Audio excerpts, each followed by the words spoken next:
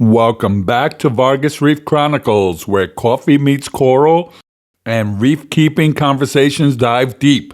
Today, we're taking you behind the scenes of one of the most unique and influential marine livestock exporters in the world, Kenya Tropical Sealife. Based in the pristine East African coastline, this company has been collecting and responsibly exporting reef fish and more recently, African coral frags across the globe. We sat down with René, the owner and visionary behind Kenya Tropical Sealife. More on this right after this. You have to love reefing. Welcome, Vargas Reefers. This time around, we're going to do a VargasReef Chronicles. And here we are with René from Kenya Tropical Sealife. Now, as you saw in the introduction to the video, this is an amazing place. We're facing the Indian Ocean, and it is just a marvelous sight. And I want to thank you for welcoming us here to come visit you today. This has been an amazing journey, and I hope to share this journey with everyone. Welcome. So like we do with VargasReef Chronicles, right? We come here with our coffee, and we talk about aquatics, we talk about reefing, we talk about saltwater fish, we talk about corals, we talk about all those things, but with a nice cup of coffee. Cheers. Cheers. Thank you.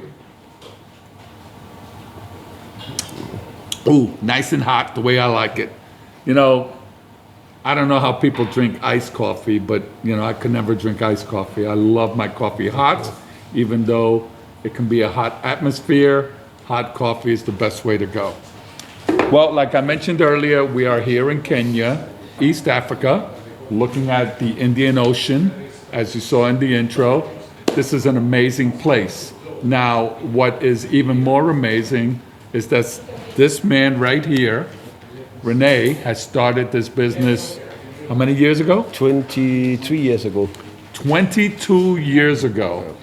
And it's amazing. You'll see the pictures of the humble beginnings of this business and what it's come to now, that he makes such an impression with all the aquatics that he sells around the world. And he sells a lot of giant stuff to public aquariums. And I think that's where the majority of your big business comes from, right? Yeah. Yeah. So let's learn a little bit about René and his journey onto this beautiful place that he has here. So René, how far back was it that you started this business? 22 years ago, but... I started in 36 years ago in Europe. I started making, renting out aquariums and servicing aquariums, freshwater aquariums. And then I got an order for a 9,000 liter marine tank. So I made my first marine aquarium, I think it's 33 years ago. So you build a 9,000 liter aquarium? Yeah, in a bank. Oh, in a bank? Yeah. And now, was this all glass, acrylic? How was it? That was 3 meter by 1 meter, 3 meter by 3 meter by 1 meter high. And it was made of glass, and then we had a frame around. Oh, okay. That time there was no protein skimmers, there was nothing. It was only a mini, we call it mini reef system, triple system. Oh, the trickle filters. Yeah, yes, yeah. Oh my God. Yeah. Who can forget those? Yeah. So it was really not a success. You know, we managed to get some fish live, maybe, I think we had 25 fish alive in the aquarium, with that big aquarium, but because we had not the technique. But I got so fascinated with marine fish. Uh-huh. My father was a freshwater wholesaler, but I got so fascinated about marine fish. Uh-huh. So then I heard about there were two sweet Norwegian guys who wrote books about reef aquarium. Okay. The Berlin system. Alf Jacob Nielsen and Sverre Forso. Oh, yes. We are speaking about many, many years ago. Yes. So, as a matter of fact, in the industry, they created 2 Bibles. The Modern Reef Aquarium, which was probably a 4 or 6 volume series, and then they did it in German, and they did it in English as well. Yes. And that way I started getting really interested in, and when I was I made my first marine tank, and that time we had when we got protein skimmers and we got a HQI light. I made a 600-liter marine aquarium, and 600 liter. Yeah, and it was so amazing. I could keep the fish alive, yeah, and the soft coral was nice, and so it was the start of when I started getting interested into marine fish. Then I decided to start importing fish and sell to pet shops in Denmark and Norway and Sweden.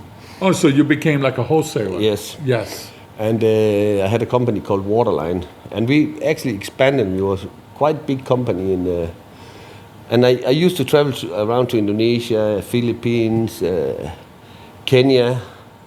I came to Kenya, and I could see the fish in Kenya were really, really strong fish, but there was nobody who could pack the fish from here. So when you're getting a shipment, you had maybe 40% mortality. So every time I came here, I packed my own fish. I made packing water for them, and I sent them. It was only 20 hours flight before from packing to arrival in my place. It was very short, so I could actually pack with zero mortality. Right. And so when I was here, she was doing very well. I was here 2 weeks, and I was packing for her other clients also. So when I went back again, after 2 weeks, the shipment was bad. After 2 weeks? Yeah, they did not make the water and packing water, just took some water from the creek, and so we had a lot of problems. So I could see this is my chance to really get good quality fish around the world. So then I decided, I asked her about she want to sell me the business, and she said yes. But so here in Kenya, so you bought an existing business from someone else? I wanted to buy from her, but she was just fooling around with me, because every time I came with cash dollar to pay her for the shipment. So she was just fooling me around. So then I decided to register my own company, and I decided to move to Kenya. Wow, that's a big, bold move. Yeah. Especially you're in a European country where you understand the mechanism to having business or dealing with other Europeans. Yeah. Now you're coming to a strange country, even though you visited. To live here and to visit here are two different things. It was very hard to start. It was very hard, very difficult. Yeah. But I managed it, and slowly we start getting customers, and in 2000, I came 2002, and 2005 was really when the company really started going the right direction. When we Okay, but before we go there, you came in and you set up shop brand new. Okay, you didn't buy existing systems. No. You created your own. Tell us a little bit about that first system, because I'm posting a picture right now as we talk about it. Okay, when I came to Kenya, I had a saltwater pump in my suitcase, because you could not buy any saltwater pump in Kenya. So even when I came to the custom in Frankfurt airport, they called me in. They wanted to check about I had a pump, because you could see the wires in the pump. So when they saw the pump, they were laughing. So, but when I came to Kenya, there was nothing. It was like a jungle. So I had this pump, and we start one system, and could not buy glass, because nobody could cut glass proper to make aquarium. Right. So I say, okay, we can use this wash basin the girls are washing clothes in. So I bought a lot of wash basins. I drilled a hole in the center. I put a PVC pipe in. I glued it with Tangate glue, and then I made one big drain pipe with holes in and connected to, and then one long line and one pipe with holes and small plastic to spray water down in the tank. This was the way I started, and it really worked good. Wow. So from the picture you guys can see, it's a very unique system. It's a bunch of round tubs, right? Now, the pump that you brought, in the picture, it shows 2 aisles of aquariums, right? Or tubs. It was a 20,000 liter pump. 20,000 liter? But that's not a lot for all those tanks. But it was enough. It worked really good. There was not so many fish in each tank, but it worked really. And then soon I started the business. I started importing protein skimmers and palms and things like that. So now, when you set this up, it had a pump and it had all those tubs, right? Did you have a sump or did you? We had a sump. We had a sump with live rock, and I made a tower of a PVC pipes with a piece of live rock in, and then we trickled the water down over there. Oh, so the rock. Okay, so you trickled the water down over the live rock. Yeah.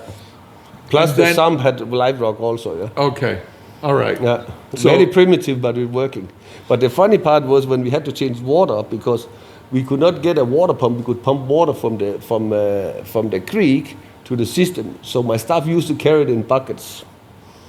So in order to do a water change, you brought buckets of ocean water, hand by hand, and you took out water and you put in fresh new salt water. Yeah, but as soon as I started importing, then of course I bought pumps, you know. But we always say, let's go with the African pump. That was the bucket with water. Oh my God! So you see, I mean, he has an established business, a beautiful place that could accommodate like almost any animal in the ocean except for whales, right? And big giant sharks. However, he has a place now, and just think about the humble beginnings. Like, when you set up that system, about how much did it cost you to set that system up? Because I can't see it being very expensive. No, it was not very expensive because it was a palm hut made of palm leaves. It was maybe cost me $5,000 maybe. $5,000 to start your own business? No, but then I had to buy diving equipment. Okay. For the divers, you know, scuba cylinders and compressors, and there were many things I had to invest in. But so when you got here and you set that whole place up, you didn't have divers, right? No. So you were using fishermen, and they would catch fish and bring them to you. Yeah, but this was divers. There was local African divers who worked for other companies. There were 6-7 companies when I came here, and when I came, now they want to come and work for me because I wanted to work every day. The other company only worked when they had an order. Right. But I wanted to have fish always in stock, so when the customer wanted fish, I had stock. You had the stock. Yeah. Okay. So then you saw the business started to progress. Yeah. When did you decide, okay, this system no longer works for me, I need to upgrade this and to do much more professional setup? In 2005, Not too long ago. No, 2005. Not too long ago. Only 20 years ago. You know, it's funny. Whenever you say 2000, right, it brings us so much current. But then when you hear the actual number 20 years ago, you know how many people have been born in 20 years? So go ahead. Then the business started progressing. So I say I need to upgrade the system now. I need to have a better system. So I bought a land and we start building because I start supplying a big wholesaler in Los Angeles called Aquaco, John Scott. Yes, everybody remembers. Anyone that's in the industry remembers him. Absolutely. Yeah, and he a legend in the field. Yeah, one of the first. And he started buying so many fish for me. All the fish I caught, I was actually sending to Los Angeles. So I say I need to expand to do better and better. Yeah? So when John Scott reached out, or you reached out to him, or how did that relationship come to be? You reached out to him? Yeah. I reached out to him, and then he started buying from me. He was buying 3 shipments a week from me. 3 shipments a week? Yeah. A week? A week. So you had the divers here like really working overtime? I was buying all the fish I could get from any fisherman just to fill his orders. Yeah? And how many boxes of fish? 135 boxes a week. 135 boxes a week. Yeah. Wow, that's a lot of fish. Yeah. That's a lot of fish. And but then the business started growing, and we got other customer in, and the business was growing. So then I built not the place right now, the place where before, and I started making acrylic aquariums and big skimmers, UVs. So you were making your own equipment now, your own tanks. Yeah. How did you learn that process, or did you bring someone in that was good at it, that helped you put these things together? How did you go about that? The acrylic aquarium, I learned from YouTube how to make. YouTube. Leave it to YouTube. So no, it was very similar. We bought a laser cutter, and then we start cutting the acrylic, and then we glued it together. Okay. Yeah. All right. So so then you built your own tanks. Yeah. And how big was the facility? Because obviously it was before this one. Yeah, it was maybe 1/3 of what it is now. 1/3. Okay. It was That's still pretty big. Yeah, it was big. Yeah. But we had not enough space for the bigger fish there. Yeah? That was one of the problems. And also for corals, we had no space for nursery for corals. Yeah. Right. So, but at that time, not that we're going to skip all the way to the end, but at that time it was just only soft corals that were being allowed to ship, and you had to be very careful of what those soft corals were attached to, right? Yeah, especially to America, but not to Europe. It was okay with a small piece of stone, but of course we were not shipping soft coral to America at that time. Oh, you weren't? No, only fish. Yeah. Only fish and invertebrates. Yeah. Okay, so when did you start shipping soft corals to America?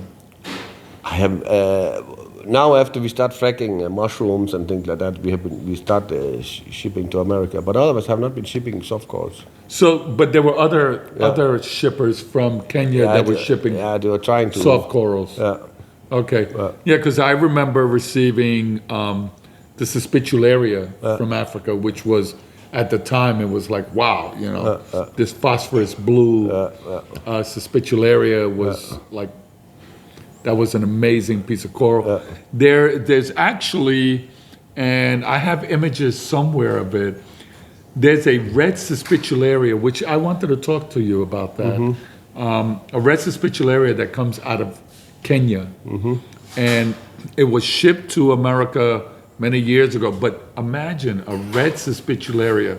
It's pretty cool. It's almost like saying a red elegance coral. I mean, we saw that in a few videos back where there's a red elegance coral, and that coral is just mind-blowing.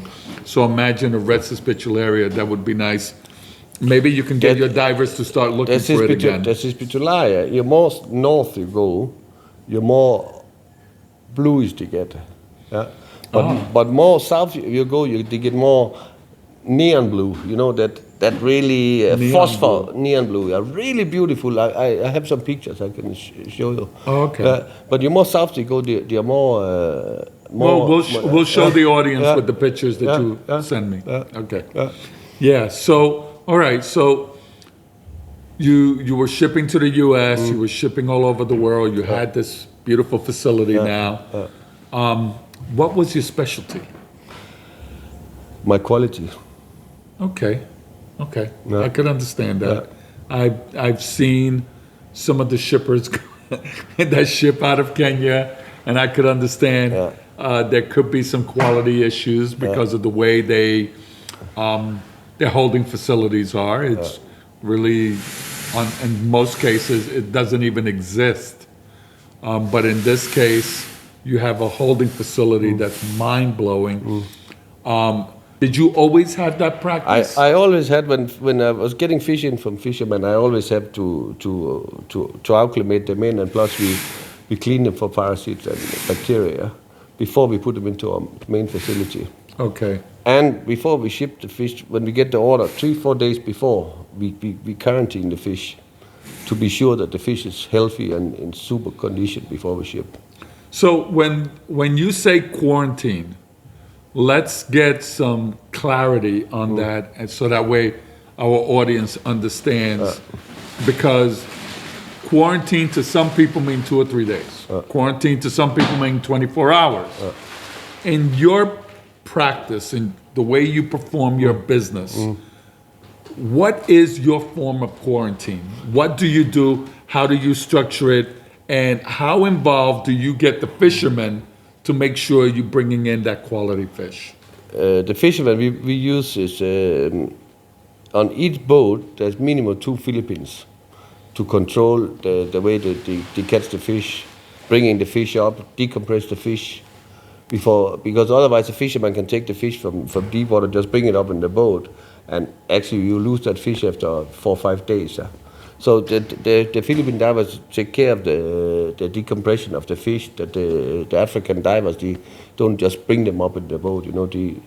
Okay. Can you imagine you take a big Pomacanthus impirata, emperor angel, and you take it from 20 meters depth and you just bring it up, Bladder everything. is So they have to, what they do, they dive with compressor, so they hang the pipe, the plastic bag with the fish on the pipe, and then they continue working around. Then every 5 minutes you go and change water in the bag, and then that way they bring them up more and more and more up. So we have a very good quality fish when they come here. Okay. Yeah. So, all right. So you have the divers on the boat. Yeah. Now, is this a boat that you rent out, or is it a company boat that is designed for the aquatics? The boats are designed for fishing and diving. Okay. So when they retrieve the animals, there's actually compartments in the boat that are holding this fish accordingly and properly. What we have to do, we have some big thermo boxes. When we get the fish up in the boat, we change water with the fish 2-3 times, new water in the bag. We put new oxygen in the bag, we close the bag, put them in the thermo box. So they are in plastic bags. Okay. Yeah. And so you back, so okay. we bag them so in now, the boat. Right, so the guy goes down, grabs the fish, and then when they're on the boat, they start bagging the animals up right away. Yeah. Okay. And you said that they change the water 3 or 4 times? Yeah, before by the time they get to shore? Yeah. And why are they doing that? Because the fish release a lot of poo in the so the ammonium level will go up in the bags. Right. So as they're purging, the fish are being taken out of the dirty water and put into cleaner water. And this can happen. So basically they go out and they fish. When they, on their way back, we're talking about hours back to shore, or the divers typically is to go out 6 o'clock in the morning, and then they fish from 7 o'clock when they are there. When the dive spot they have to find, 7 o'clock they dive there maybe 4 hours, and then when they come up they have lunch, and then they go down and dive 2 hours more, and then they come back. So a diver actually dives 6 hours. Wow. With hooker, with pipe. Right. But they always end up diving in very shallow water. Yes. So they decompress proper. Okay. Yeah. So, but are they doing this? They're not doing this daily. Every day. Every day. 6 days a week. 6 days. Yeah. They must love what they do. They do. Wow. And the African are really learning from the Philippines, but the problem we have with the African is the decompression of the fish. So they're anxious to get the fish up. And then the Filipinos tell them, no. Slow down. And it's a big problem if you don't bring them up slowly. Right, of course, yes. So, and then... you have the swimming bladder issue, right? Because the swimming bladder inflates with air. And, there's one thing that is commonly known with divers. You can't be at 90 feet, hold your breath, and come all the way to the top. Your lungs will explode. Some companies, not in Kenya, I don't think in Kenya, but I've seen other places, they needle the fish. And it's very bad. Very bad. It is very bad. I hate when, it just used to drive me crazy to import a fish. And I've told the exporter, do not send me fish that have been pinned, because typically they get a bacterial infection through that pinning, and it's just a nightmare. And some fish do recover from it, but typically you're going to lose more than. And it's not worth it. It's not worth it. Bring up the fish properly so that way you don't have to pin them. I agree. So. And if you see, well, in your case, you wouldn't be selling any fish that were pinned, because you're bringing them up accordingly. Yeah. We don't have that issue here. Okay. All right. So now, the fish are on the boat. They're changing the water every so often. They're monitoring it. They're in compartments where it's nice and cool because it can get hot out there. Yeah, very hot. Today we were walking around and we were both like drenched in sweat because it's hot and then high humidity. Yeah. Oh, and guess what? I'm here during the rainy season. So when you talk about humidity, it's humidity constantly because it's raining as well, which I'm really enjoying because I love the rain. So to me, I dance in the rain because it feels good. However, we were walking around and it gets pretty hot. So I could imagine a boat in the ocean coming back under that sun and there's no shading. So there's compartments on the boat that keep the fish. All my boats are building a shading over because of the sunlight for the fish also. It's very bad for the eyes for the fish. So all my boats are full shading over. Okay, all right. So now it's several hours. They bring them in. What do you do with them? Because I noticed today there was some fish that came in and you were instructing your workers what to do. Explain to us what's the next process. When the boat comes to the jetty where my car have air condition, so you take the fish from the boat direct into the car in air condition. So then we transport them back to here. Yes. So they come maybe back here at 5 o'clock in the evening. Wow. So those fish have been traveling now. You can say anywhere from 5 to 8, 9 hours. Yeah. But that's nothing. That's nothing. Some countries, they have the fish on the boat for 2 weeks. On the boat for 2 weeks? Yeah. And they're just changing water in the plastic bags every day. Wow. When they go very far away to collect fish. Well, I mean, when you think about it, if you're collecting fish like that, by the time you get to shore, if the fish is alive, they're being purged, right? Because they're not feeding these fish, no.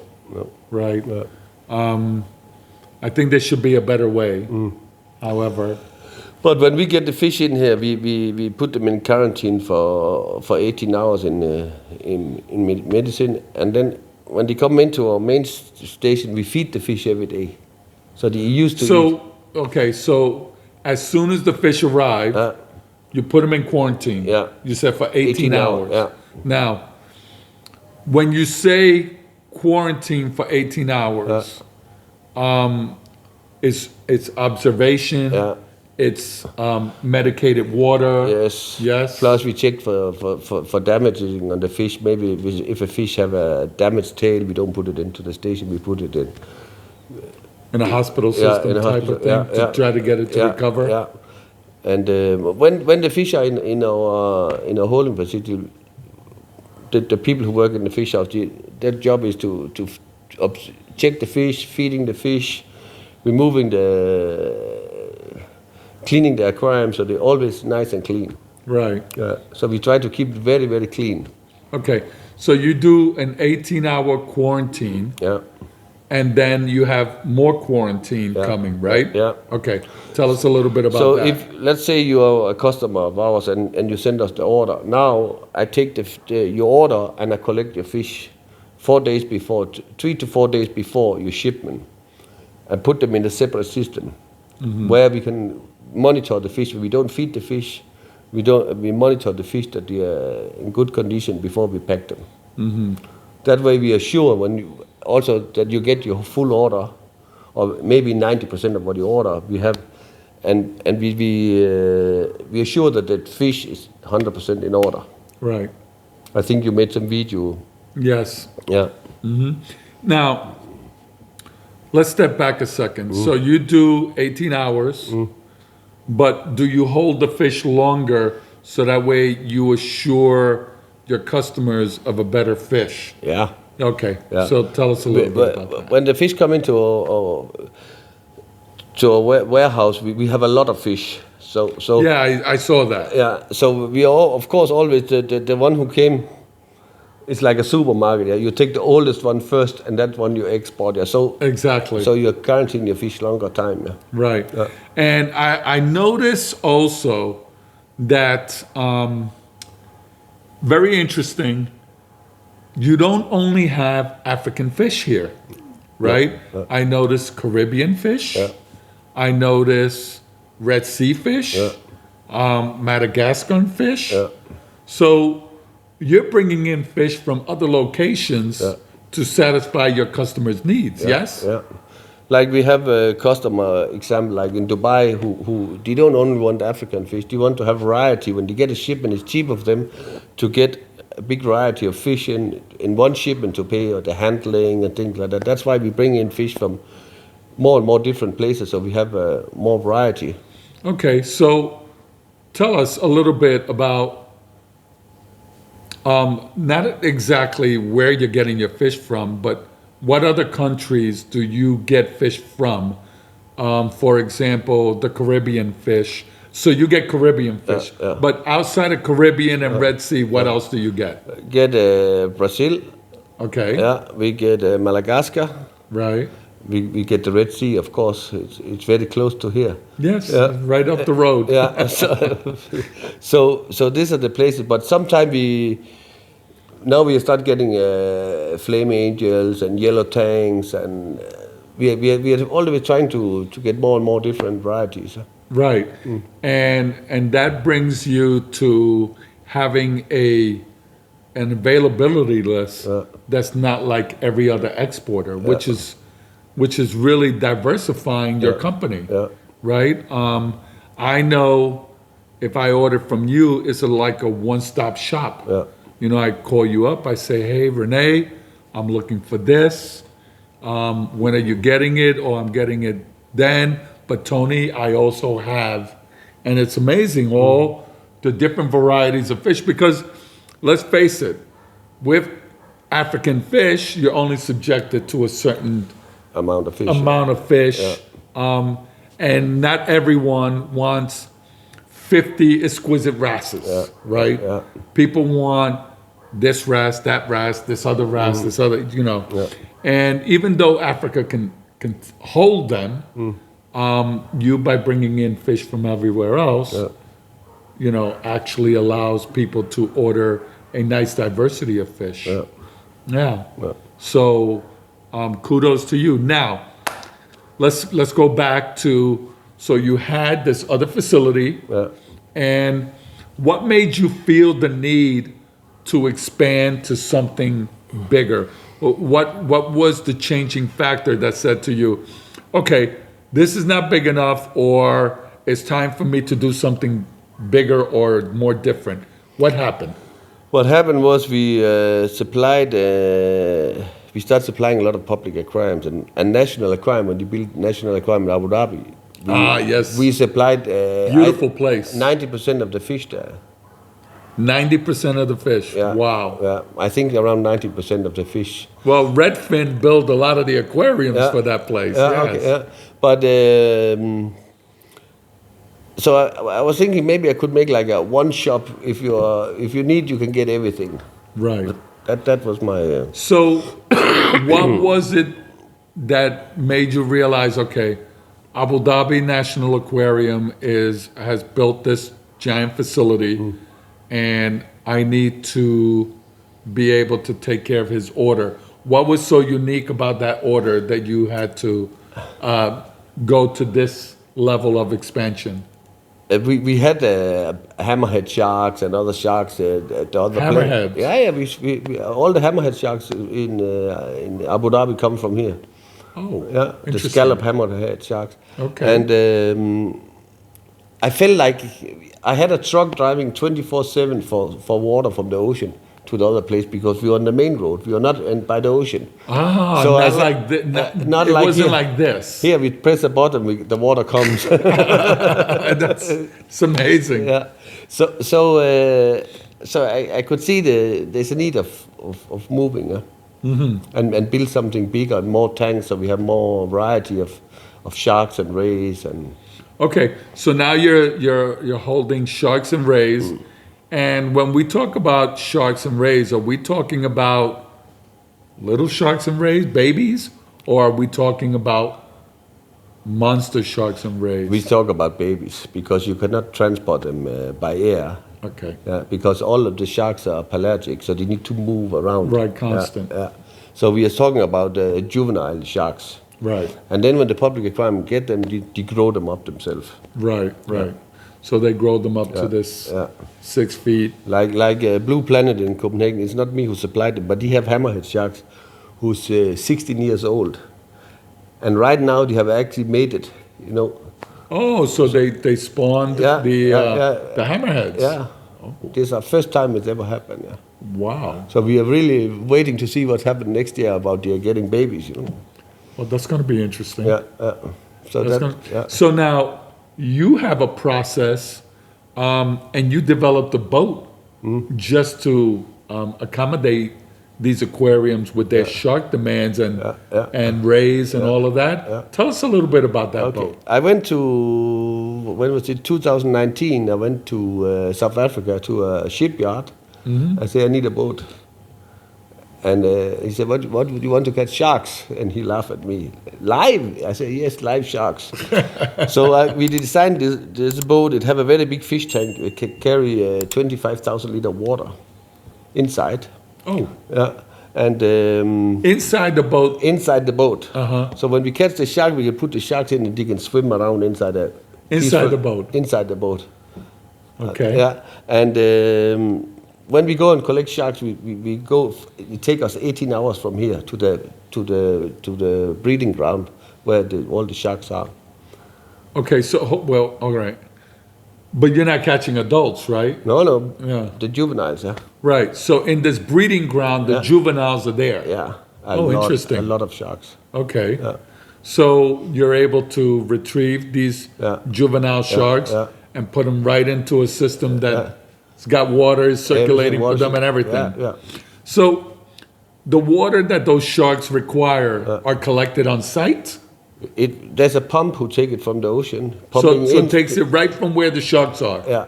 Oh, so there's no water chemistry change or anything? No, nothing. They go from their water to their so water in the tank? So it doesn't stress them too much also, yeah. Ah, okay. So now you're finding a lot of success with bringing in sharks like that. Yeah. Okay, so now you have a boat. Interesting. You have a boat and you bring it here.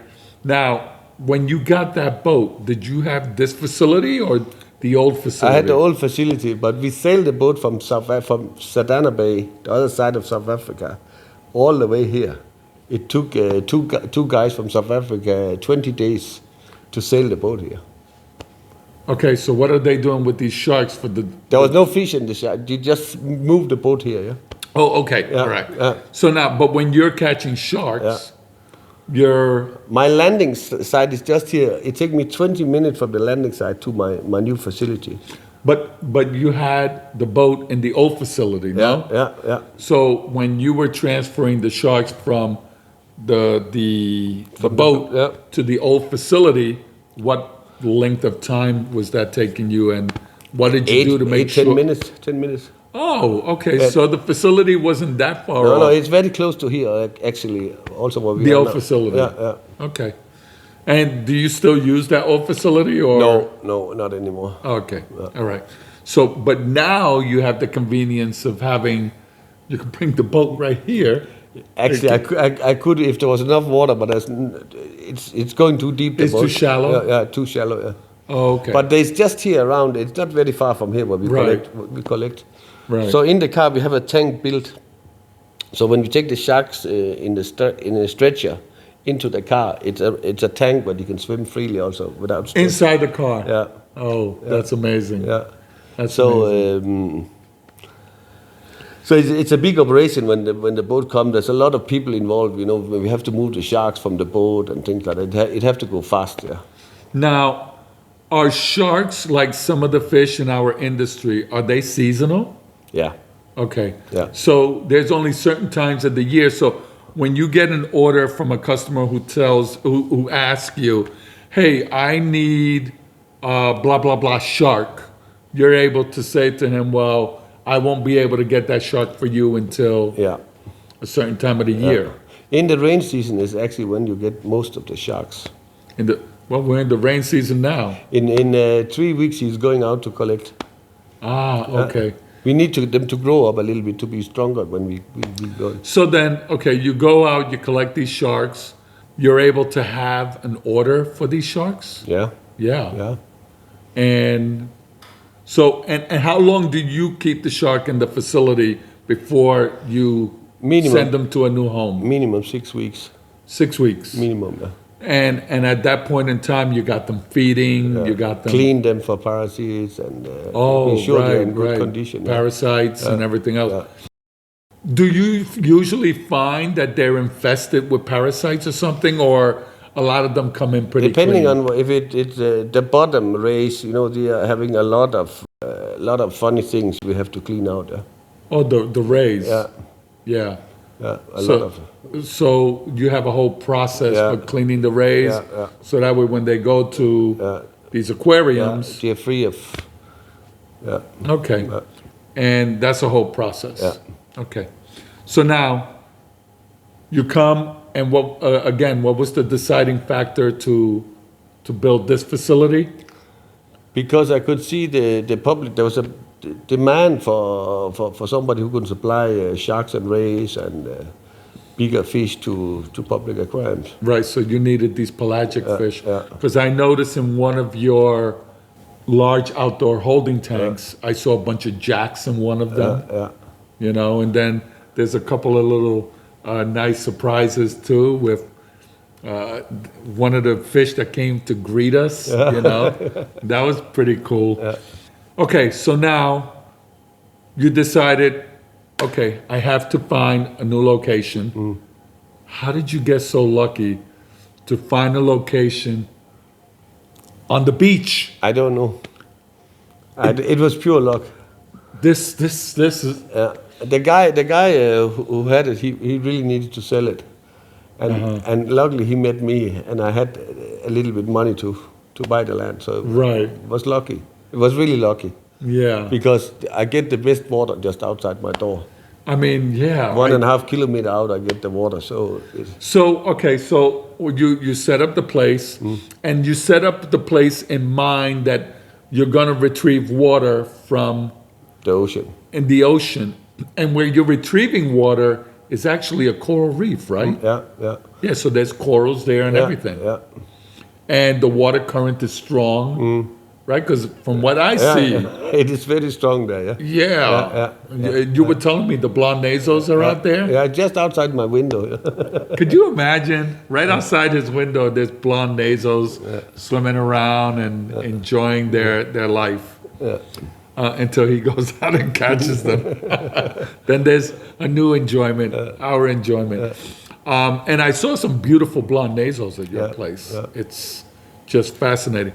So when you set up the place, because I noticed you did a lot of building here. How long did it take you to get to where you are today? 2 years. 2 years. And that was a lot of work, huh? A lot of work. A lot of cement. A lot of concrete. Yeah, because you got all these concrete tubs. And then you have that big, beautiful swimming pool out there ready for rays. So this is the next we have to start up. Okay, so now you set up this place. It took you 2 years to get it to where it is today. What about one of the things that everyone in the industry kept saying, man, I bet there's some amazing corals in that African water. And I am here to tell you, there's some amazing corals in this African water. Holy cow. The Acroporas, I have to tell you, amazing Acroporas. Amazing Acroporas. The acans, Diploastrias, large LPSs like Wassophilias, Trichophilias, Scolies amazing corals. And as I'm saying it, you're seeing the video. You forgot the blastomusa. I have to tell you, the blastomusa coming out of Africa, you know, I wish I could bring some home with me because we know that, yeah, from here you really can't do these things. But I'm looking forward to him placing an order in Dubai and him sending me a little care package of some of these beautiful corals, because these blastomusas are mind-blowing. They're spectacular, they're gorgeous, and he's fragging them, and they're growing fast, right? Very, very fast. Very fast. I mean, it's amazing how fast they're attaching to these plugs and just Growing. growing. And you know what? I mean, maybe after this video, I don't think you'll be able to hold inventory. To be honest with you, you're going to have. But it's good to see that finally, out of Africa, we got some nice corals coming out. And for those that get into it, they're going to be amazed with all these beautiful African corals. What made you decide? And because I know for a long time, we were only allowed to get soft corals out of Africa. How did all of a sudden we're starting to see these stony corals? I made a project with Kenya Research Institute. I made some tables for them. We fragged some hard corals from them, and it actually worked in the ocean. So then we start working on with the government. So let us start making corals and restore the reefs, because some of the reefs are very damaged. Right. So we made an agreement with them and say, okay, 40% we restore the reef, 40% we export, because we need to make money to do this, because to pay our staff Sure, and things. absolutely, yeah. And 20% we will grow to be mother colonies, so we can frag out of them. Right. So that's actually what we are doing now. Oh, okay. So this was a joint effort with the government to create this coral nursery. We had a lot of meetings and a lot of up and down and things like that. And then in the end, they say, okay, let's try it. And it's all still being done with CITES. Everything with CITES, yeah. Yes. And all the corals are checked in the airport and screened, and they're screened here. So there's a lot of control with it, but it's good. And the knowledge at the airport about coral identification, because that's one of the things that we always bumped into issues with Fish and Wildlife in the United States. Yeah. These guys didn't know anything about identifying these corals, and then would tell you, oh, well, this is that, and it's like, we put the name on the back. So when it goes to the airport and the wildlife service checked it, you see the name, you check on the phone and say, oh, it looked like, okay, that's one. So it takes a long time for them to go through 200 corals in the airport, but they do it.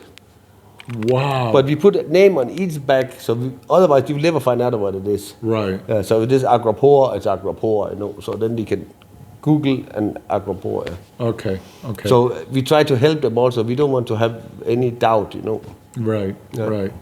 So then, when did this venture of selling these stony corals, when did this venture take place? We started. The first coral came in last year. In January last year. Okay. So it's a little bit more than a year. Yeah. Okay. Well, I know I received pictures of you with your facility. I would say probably about a year ago. And then that's when I found out, whoa, hold on a second. They're shipping stony corals out of Africa? And I was really impressed with it, because I to be honest with you, I thought it was time. It was time to start getting corals, because look, you can get corals out of Fiji. Barnett is shipping corals out of the Solomons. Hopefully Barnett will be shipping corals out of the Philippines shortly, which I saw some of the corals that are going to be coming out of there.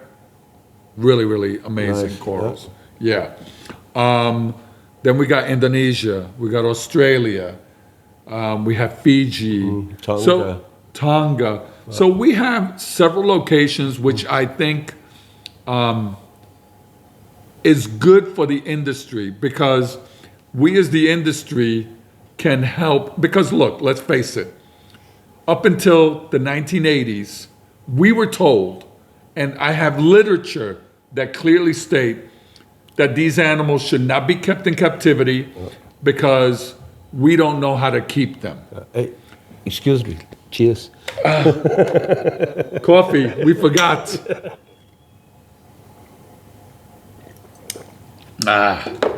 This is good.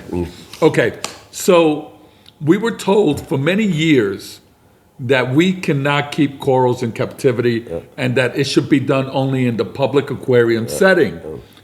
And let's face it, if it weren't for tenacious hobbyists like we have today in this world, and some of the guys that have passed on that helped us along the way, science wouldn't have figured out how to keep these corals alive, because all they kept saying was we couldn't keep them alive. But tenacious hobbyists persisted and persisted over science. And we proved to them that we can keep these animals not only alive, but we can do so much with them. For example, fragging corals. And it really upsets me when I see scientists take credit for fragging corals when they weren't the first ones to frag corals. They should state, yes, the aquarium industry, the hobbyists, were the ones that created this, were the ones that took the risk and provided science with more information, because, let's face it, corals are in a captive environment. And nobody better than a hobbyist is going to look at a coral every single day, monitoring every little aspect of it on a 24-hour basis. Only the hobbyist was able to do that. And for scientists to then turn around and take credit for what the industry has done, the reefing industry has done, really bothers me. But anyway, that's a side note. I got my tangent out of the way. You, on the other hand, went to the government and created this whole thing. And kudos to you in finding a way to get us these corals. Because let's face it, you ship out a coral today, and let's say that coral becomes extinct or no longer, because let's face it, some of the waters get polluted, and they try to blame global warming. And I have a video actually that somebody posted just recently showing a coral bleach, and then the following year that same coral looks amazing and it's still growing. And I can tell you, because last year we had a lot of bleached soft corals coming in here. 3-4 weeks later in my system, they recovered. Exactly. And science doesn't want to tell people that these corals recover. Yeah, because they can make more research about it. Exactly, exactly. They, like they say in a lot of the industries, just follow the money, right? And you get to see really what's going on. However, you and the government got together and started bringing in these corals, and now are sharing them. And if, God forbid, something tragic happens along the way, you have a nursery now of African corals that you can help replenish the ocean again. As we told them now, the government also have a chance now. They can come and do research in our facility, so you don't need to go to the ocean every time to look at. You can come and see how many species there are. Right. Because many of the species we have, you don't even know they're here. Right, right. And I was looking at your corals, and you have a large diversity of corals. Not every single one of them look the same as the other. They're different shapes, formations, colors. You've yet to get some of the colors going, but you're on your way. Because as I showed you in my camera today, you can see where the color's coming, and it's just to fine-tune the system to get that color to burst out. You saw the polyp extension. You saw the commensal crabs that are living inside the Acroporas. I was able to give you a heads up of which crab to keep and which crabs not to keep. So this helps you provide your government with the science they need to go take care of the reefs. And also, again, God forbid, something tragic happens to a reef, you're able to provide restoration to that reef because you do have some animals in care that could then be transferred back, conditioned in your aquariums to be transferred back to where they came from. And that's kudos to you. And I really appreciate you stepping up to the plate and helping. I mean, at the end of the day, it has to be a business because you can't, nobody's going to go spend their money to take care of all of these things. I mean, you know, it's not like he's Elon Musk, right? You're not Elon Musk that you can spend all the money you want and do this. So I'm glad you set up that situation with the government and it's working out well, yes? Yeah, it's working fine. Okay. So what does the future look like? I think we're going to import more fish and maybe we start importing some corals also to start see about we can, some corals we don't have here, maybe we can start importing and start growing and fragging and... Okay. So you're going to grow the facility of the coral system, right? Yeah. So the thing is, a lot of pet shops or shops they don't like to import because it's getting very expensive. A lot of handling in the airport, vet and things. A lot of expensive. So if you get 10 boxes of fish, it's very expensive. So people want to have, let's say, 20 boxes at least, so you can cover the cost and keep the prices down to a reasonable price for the fish, right, and the corals. Right. So now you're looking at providing that customer with, instead of 8-9 boxes, you can probably do 15 boxes, and now you include corals in there as well. And I saw your invertebrates. You got some nice invertebrates coming out of here. Some gorgeous shrimps and things like that. And I saw your big giant starfish. You have a collection of giant starfish in one of your systems. This is for public aquariums. That's for the public aquarium. And if you have a customer who says, I want one of those big cushion starfish, he'll get it, but he needs a big aquarium. Absolutely. Okay, so you've grown this facility. Do you feel that you're at a level that meets your requirement here and you don't need anything else? Or do you feel that there's a little bit more you want to do? There's something I will tell you later in 6 months.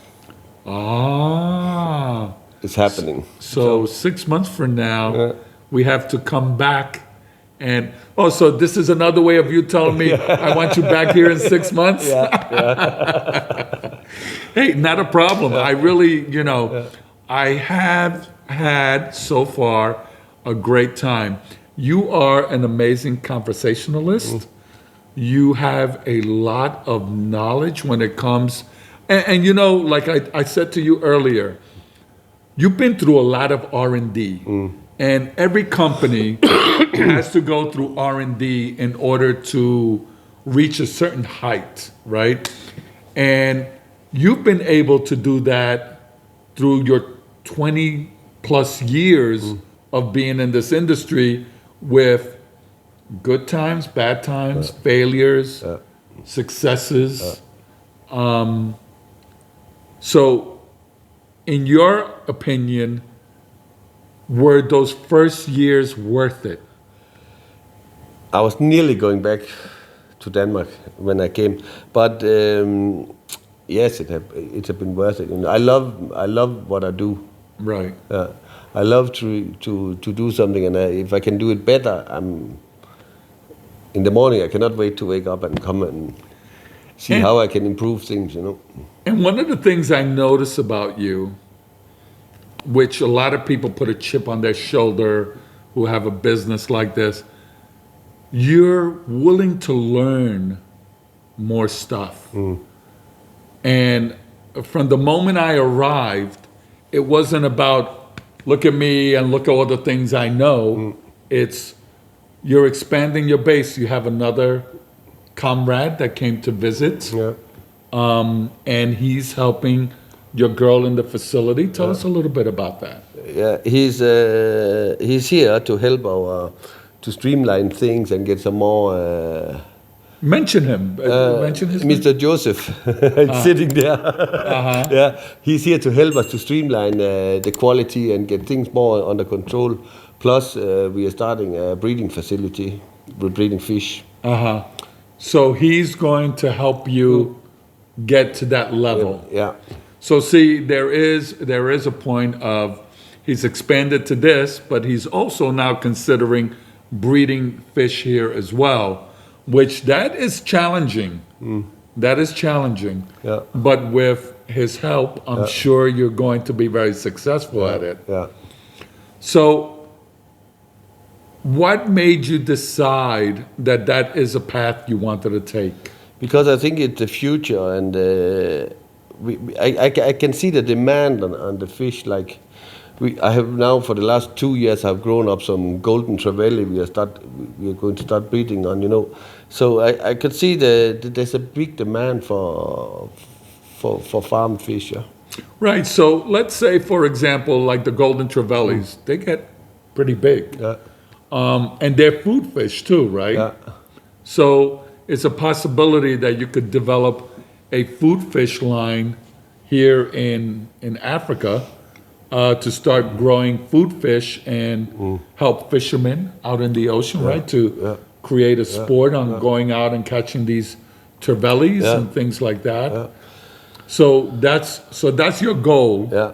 To take it on top of what you want to tell me in 6 months. Yeah. Yeah. Is that Yeah. Yeah. okay? Yeah. All right. So now, I think we got a great idea of what your business is like and some of the trials and tribulations you've gone through. What has been the worst experience you've had here, and what has been the best experience you've had here? I think the worst experience I had when I came, I've been here 2 weeks. The police came and arrested me.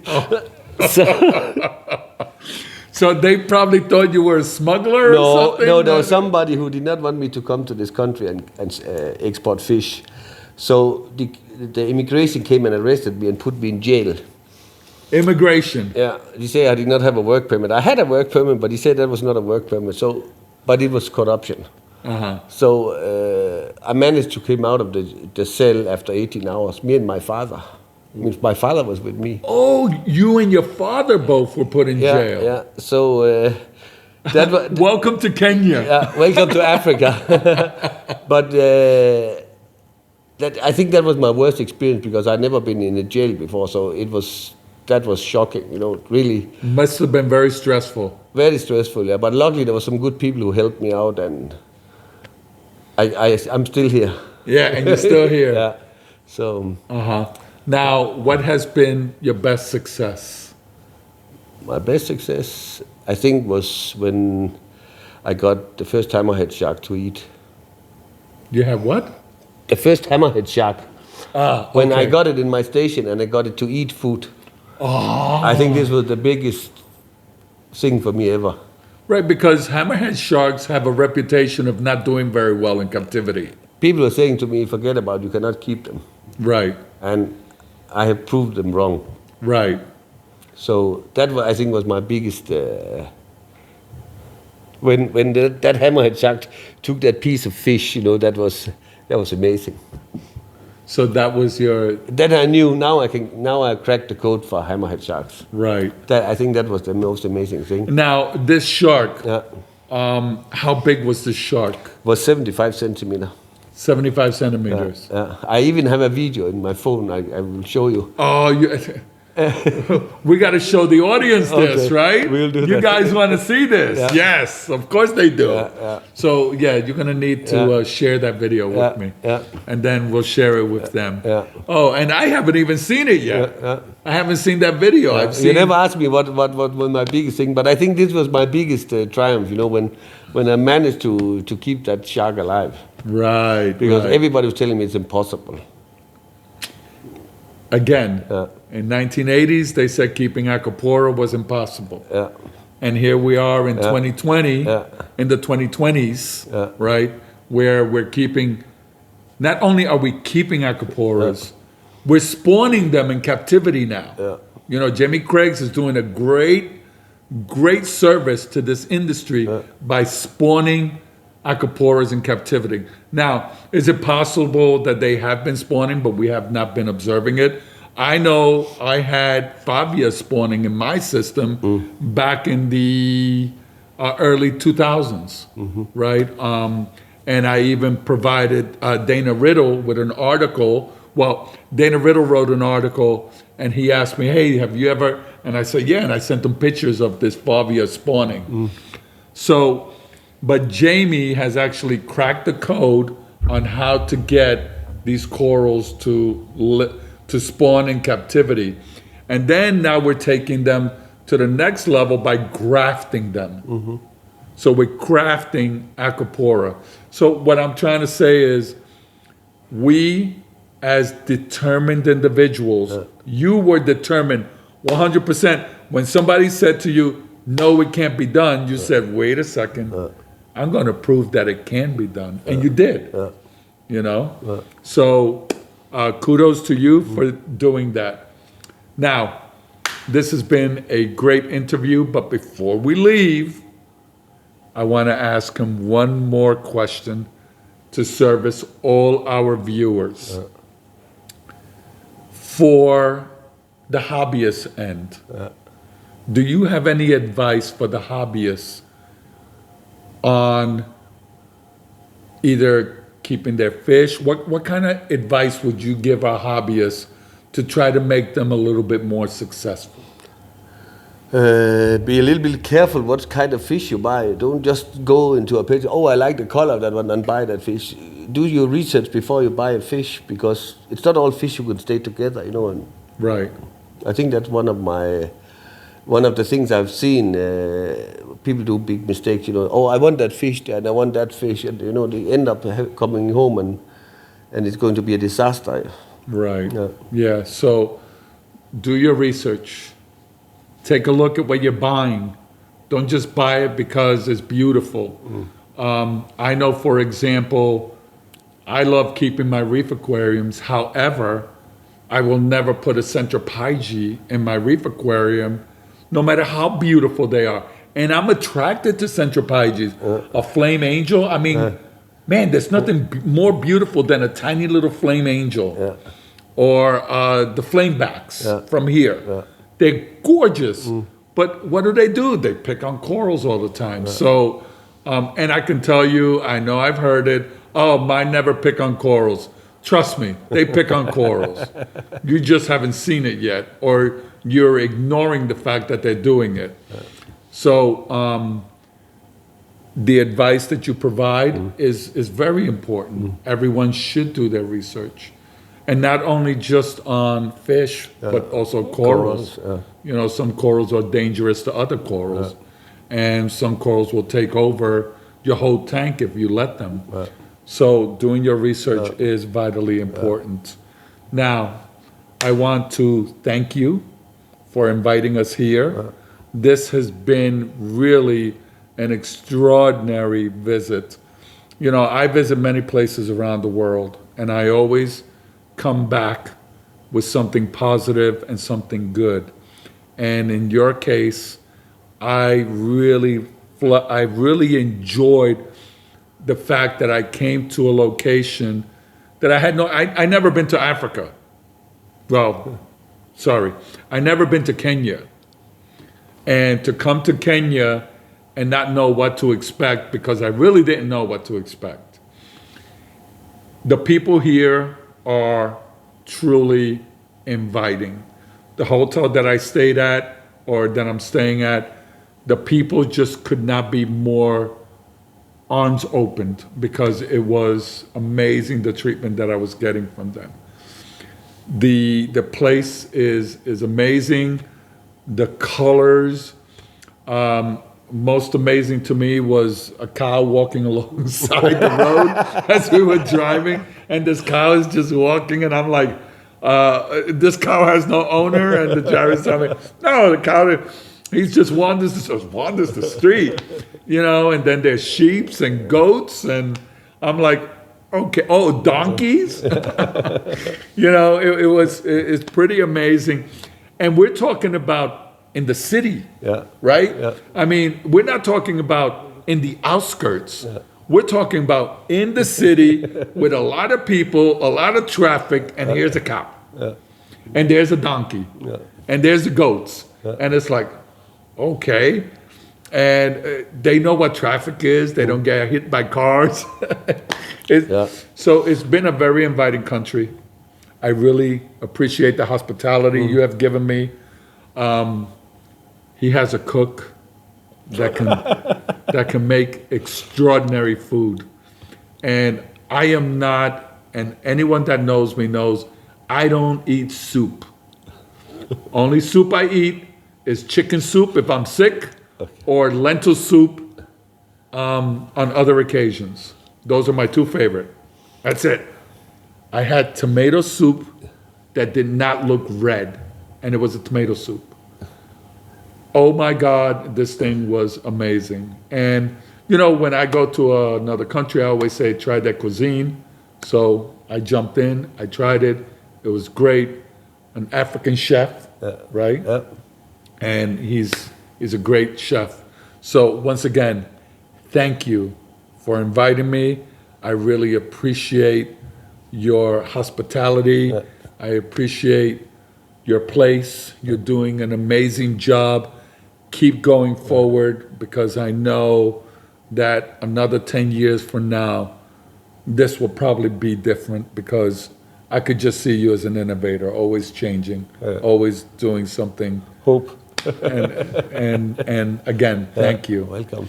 So if you enjoyed this content, please share, subscribe, and hit that notification bell. And smash that like button, because we are providing more content, and I'm trying to do it on a weekly basis. However, I am really inundated with a lot of work on the side.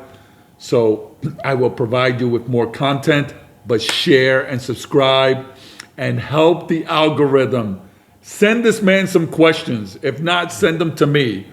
But comment below, share, and let's give all this information to everyone out there, because this is important for our community to know and to understand. And with gentlemen like this, he provides our community with the most amazing fish, because you know what? This man really cares. So from Vargas Reef in Kenya, thank you for visiting us. And once again, you have to love reefing.